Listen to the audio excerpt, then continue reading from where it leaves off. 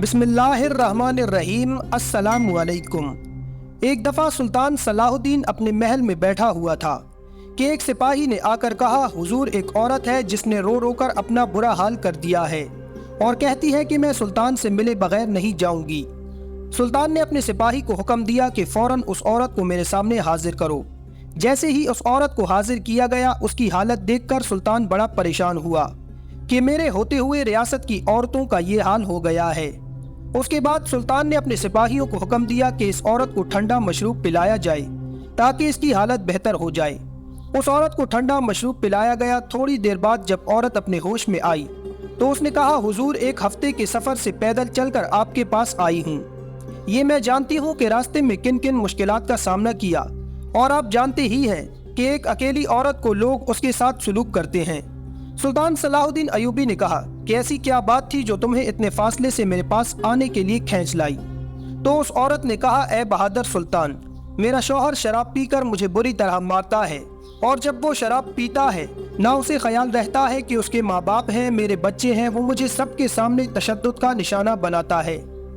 मैं जानती हूँ कि बीवी पर मियाँ का पूरा पूरा हक है, लेकिन वो शराब पीकर अपने हक का नाजायज़ इस्तेमाल करता है और मुझे हमेशा घर वालों और दूसरों के सामने शर्मसार करता है। तो सुल्तान ने कहा कि तुम्हें तो काजी के पास जाना चाहिए था और मुझे यकीन है कि वो तुम्हें ज़रूर इंसाफ देता। ये सुनकर उस औरत ने कहा, हुजूर मैं काजी के पास गई थी, लेकिन काजी हर बार यही कहता है कि तुम्हारे शौहर के मुंह से शराब की बूंद बिल्कुल नहीं आती और तुम्हारे जिस्म पर भी कोई ऐसी निशान नहीं है। मैं कैसे एतबार करूं? मेरे पास कोई सबूत भी नहीं। इसलिए काजी मेरे शौहर को वापस भेज देता है, लेकिन कोई सज़ा नहीं देता। मेरा शौहर जानता था कि अगर मेरे जिस्म पर चोट होगी तो पकड़ा जाएगा, इसलिए वो ऐसी जगह पर तशद्दुद करता है जिससे जिस्म पर निशान नहीं पड़ते।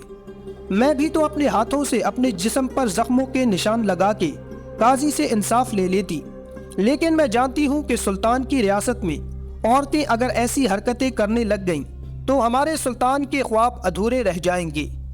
ये सुनकर सुल्तान सलाहुद्दीन अयूबी बड़ा खुश हुआ कि उसकी सल्तनत की औरतों को इतना शऊर है कि अपने सुल्तान के आला मकसद को भी जानती हैं। फिर सुल्तान हैरान हुआ कि तुम्हारे शौहर के मुंह से उस वक्त शराब की बू क्यों नहीं आती। शराब ऐसी गलीज चीज़ है जिसको पीने से 11 दिन तक मुंह से बू आती रहती है। तो उस औरत ने कहा कि मेरे शौहर को किसी शातिर हकीम ने दवाई दी है। ये शराब पीने के बाद जब भी होश में आ जाता है तो दवा पी लेता है और वो ऐसी जड़ी बूटियों की बनी हुई है जिससे मुंह में बदबू नहीं आती। वो दवाई लेने के बाद काजी तो क्या, आप भी उसको नहीं पकड़ पाएंगे। उसके मुंह से शराब की जगह अत्तर की खुशबू आती है। सुल्तान ने फौरन सिपाहियों को हुक्म दिया कि जाओ और उसे पकड़ कर लाओ। सिपाही तेज तरीन घोड़ों पर गए और थोड़ी देर में उसके शौहर को सुल्तान के कदमों में डाल दिया। सुल्तान ने उसके शौहर को कहा कि तुम अपने जुर्म का एतराफ़ कर लो, वरना तुम्हें बुरी से बुरी सज़ा दूंगा। उसके शौहर ने कहा, ए सुल्तान, मैंने आपके बारे में सुन रखा है कि आप इंसाफ पसंद हो और ईमानदार हो और मुझे यकीन है कि तुम मुझे बगैर सबूतों के कोई सज़ा नहीं दोगे। ये सुनकर सुल्तान सलाहुद्दीन अयूबी ने अपनी आंखें झुका लीं और थोड़ी देर सोचने के बाद सुल्तान ने हुक्म दिया कि इस आदमी को एक प्याला दूध पिलाया जाए। सुल्तान के हुक्म पर उस आदमी को दूध का प्याला पिलाया गया। थोड़ी देर गुजरने के बाद सुल्तान ने कहा, ए नौजवान, ये जो तुमने दूध का प्याला पिया है इसमें ऐसी तरियाक है जिससे तुम मौत को पुकारोगे। तुम्हें मौत जिंदगी से भी ज़्यादा अच्छी लगने लगेगी। इससे बेहतर है कि तुम सच बोल दो, मैं तुम्हारा इलाज करा दूंगा। हो सकता है मरने के बाद तुम्हें कब्र और कफन भी नसीब हो, वरना तुम्हें कब्र भी नसीब नहीं होगी।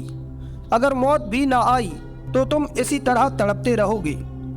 ये सुनकर वो नौजवान बड़ा परेशान हुआ और देखते ही देखते ज़मीन पर गिर गया और कहा, ए सुल्तान, मैं अपनी बीवी की हर एक बात से इत्तेफाक करता हूँ।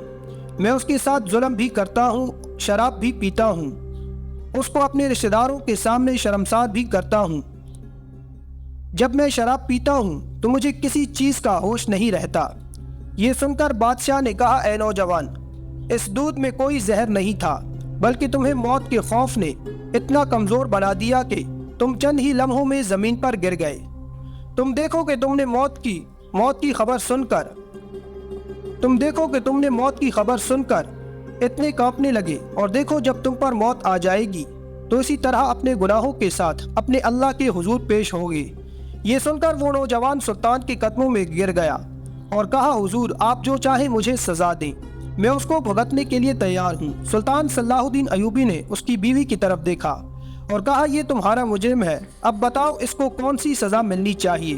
तो उस औरत ने कहा, आप इसे पाबंद करें कि ये आइंदा शराब नहीं पिएगा और मुझ पर तशद्दुद भी नहीं करेगा। उस नौजवान ने कहा कि सुल्तान के सामने वादा करता हूँ कि मैं आइंदा ऐसा कोई भी काम नहीं करूँगा।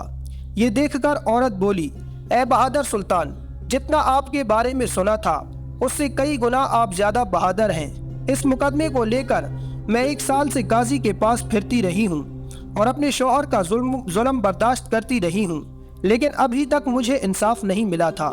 लेकिन आपने चंद ही लम्हों में मेरे शौहर को राह रास्त पर डाल दिया। बेशक अल्लाह ताला ने आपकी ज़बान के अल्फाज में इतनी ताकत रखी है, अकल में इतनी ताकत भर दी है कि दुनिया का कोई भी इंसान आपके साथ एक बार बात कर ले तो हमेशा उसे बात करने की जुस्तजू रहेगी। और तमाम लोग सुल्तान की सरबुलंदी से मुतासिर हुए और वो औरत सुल्तान सलाहुद्दीन को दुआएं देती हुई वहां से चली गई। इतने में सिपाही उस हकीम को ढूंढ कर ले आए और सुल्तान के सामने पेश किया।